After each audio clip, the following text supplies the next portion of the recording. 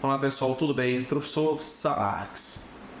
De antemão pedir a vocês que compartilhem o nosso material, façam comentários, curtam e, na medida do possível, se inscrevam no nosso canal, porque isso ajuda a nós crescermos, consequentemente, aumentar a quantidade de conteúdos na forma de ter que esclarecer a maior quantidade possível de pessoas sobre assuntos que são extremamente melindrosos para todos, tanto na esfera jurídica como na esfera da história, tanto de forma nacional como internacional. Muito bem. Todos têm assistido de maneira bastante apreensiva, o mundo todo, a escalada do conflito na Ucrânia. Olha só. Quando começou o ataque russo contra o território ucraniano, vale ressaltar que, na verdade, essa guerra começou em 2014, quando foi dado um golpe na Ucrânia, que teve o apoio, consequentemente, do governo norte-americano, derrubando o governo que era pró-Rússia, era pró-Putin.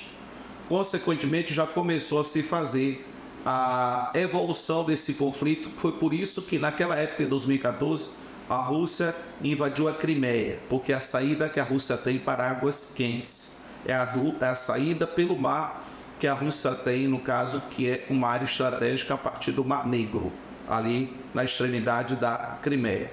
Então começou, na verdade, esse problema em 2014. Muito bem, quando a Rússia invadiu a Ucrânia, em fevereiro de 2022, a OTAN, a Organização do Tratado do Atlântico Norte, disse que não enviaria equipamento, armamento pesado para a Ucrânia.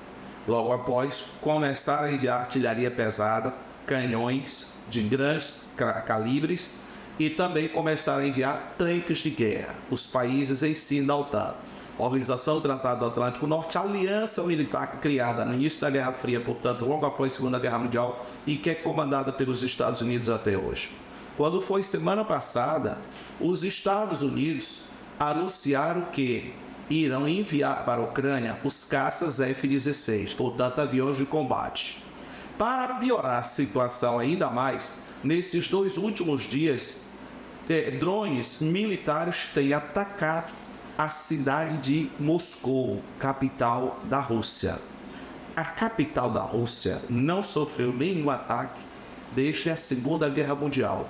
Atacar Moscou criou uma situação extremamente perigosa para o mundo, porque desde semana passada, quando os Estados Unidos anunciaram já o treinamento dos pilotos ucranianos com os F-16 da OTAN, a Rússia enviou para a Belarus equipamento nuclear, portanto, armas nucleares russas já estão em Belarus, portanto, na possibilidade de serem usadas nesse conflito contra a Ucrânia. E aí corre o murmúrio de que a OTAN possa enviar armamento nuclear para Kiev, capital da Ucrânia. A partir do momento em que começou a se comentar a possibilidade de colocar na Ucrânia armamento nuclear da OTAN, o Dmitry Medvedev, que é o ministro da Defesa da Rússia, declarou que, caso a Ucrânia receba armamento nuclear, a Rússia irá utilizar armas nucleares contra a Ucrânia como um verdadeiro ataque preventivo. Portanto, observa-se a escalada do conflito e a maior possibilidade a cada dia de serem utilizadas armas nucleares nesse conflito que já se arrasta por mais de um ano. Sem deixar de ressaltar que as últimas medidas econômicas contra a Rússia fizeram Dmitry Medvedev ameaçar o Reino Unido com a utilização dos chamados torpedos Poseidon. E o que é o torpedo Poseidon? É uma nova arma da Rússia que provoca verdadeiros tsunamis radioativos, ondas no mar gigantescas que podem atingir mais de uma centena de metros de altura contra qualquer cidade litorânea. Essas armas que podem alcançar pelo mar, pelo oceano, até 10 mil quilômetros de distância, se desviando dos obstáculos do relevo marítimo. Portanto, as ameaças nucleares da Rússia contra a OTAN, contra a União Europeia, mas principalmente contra a Ucrânia, elas têm se tornado muito mais presentes. Então, a ONU, a Organização Nacional, a Organização das Nações Unidas, tem que chamar os países para uma conversa mais séria e não ficar apenas nos debates do G7, que isso aí não resolve nada. Quem tem que resolver essas animosidades pelo mundo afora é exatamente a ONU, a Organização das Nações Unidas, que tem que chamar as partes, os lados envolvidos nesse conflito, para que não haja contra a humanidade uma grande hecatombe nuclear. Outra situação, um detalhe que eu ia esquecer de falar.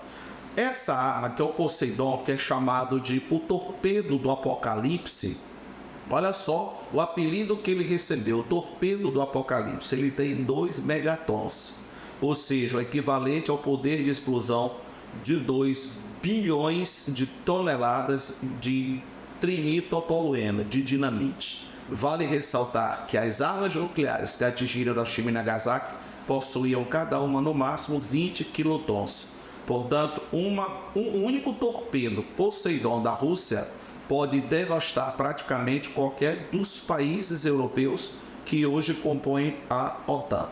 Outra situação que tem gerado bastante discussões acaloradas é sobre esse processo de reaproximação econômica e diplomática entre Brasil e Venezuela. Gente, as medidas econômicas, as imposições econômicas, os embargos econômicos perpetrados sob o comando dos Estados Unidos contra o Irã, contra a Coreia do Norte, contra a Rússia, contra a Venezuela, os que mais sofrem são as pessoas mais humildes, pobres. Os governantes não sofrem, os políticos não sofrem. E a Venezuela está sob esse isolamento com a fome que açoita o povo da Venezuela. Ela tem que acabar, ela tem que parar, ela tem que cessar. O mundo tem que exigir, sim, de Maduro para que ele restabeleça a democracia naquele país, com eleições diretas, gerais, para todos os mandatos eletivos. Mas medidas econômicas impostas, perpetradas por outros países, quem sofre realmente são as suas populações.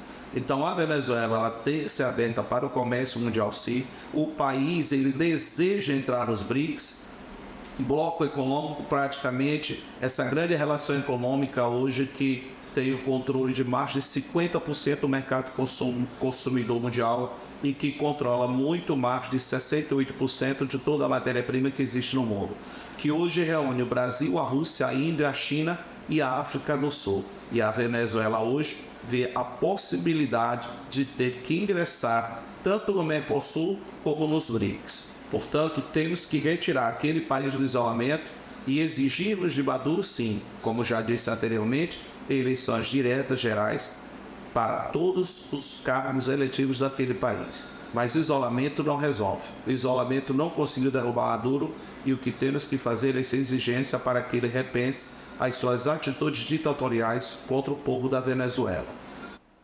Continuando, pessoal, mais uma vez, participação dos Estados Unidos. Semana passada, Joe Biden, presidente dos Estados Unidos, anunciou para o mundo o envio de mísseis Sting para Taiwan, ilha que pertence à China continental, que é a República Popular da China, cujo líder maior é Xi Jinping.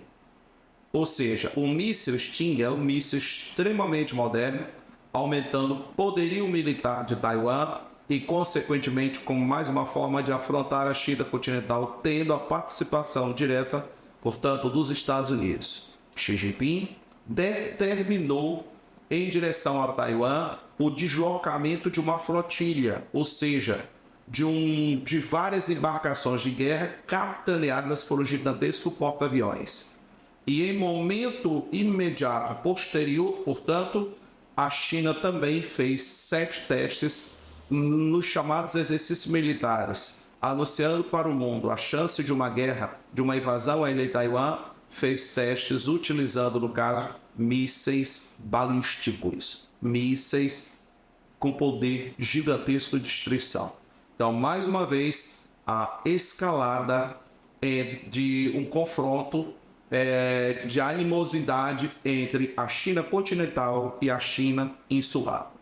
Outro assunto, e finalizando aqui, que tem causado bastante preocupação no mundo, é uma nova mutação de uma variante do vírus da Covid, Omicron.